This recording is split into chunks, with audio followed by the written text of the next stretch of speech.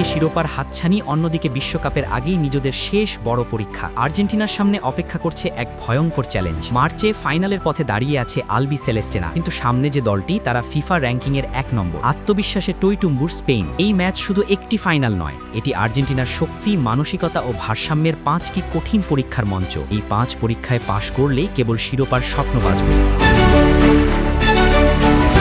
বিশ্ব চ্যাম্পিয়ন আর্জেন্টিনার একদিকে শিরোপার হাতছানি, অন্যদিকে বিশ্বকাপের আগে সবচেয়ে বড় প্রস্তুতির সুযোগ। এমন এক সন্ধিক্ষণে দাঁড়িয়ে আর্জেন্টিনা।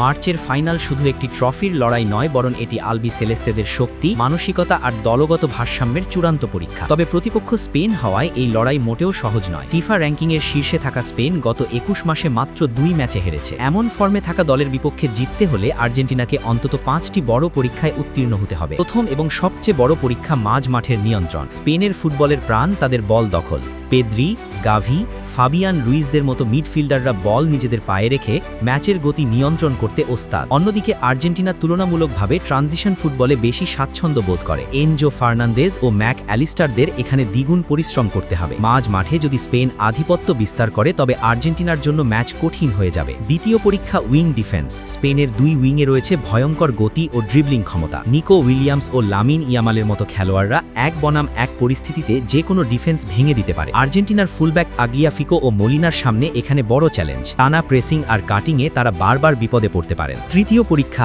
আক্রমণে ভারসাম্য। আর্জেন্টিনা এখনও অনেকটাই মেসি নির্ভর। বড় ম্যাচে মেসি একাই পার্থক্য গড়ে দিতে পারে, তবে স্পেনের কোচিং স্টাফ নিশ্চয়ই তাকে থামানোর আলাদা পরিকল্পনা করবে। তাই এই ম্যাচে হুলিয়ান আলভারেজ ও লাউতারো মার্টিনেজকে দায়িত্ব নিতে হবে।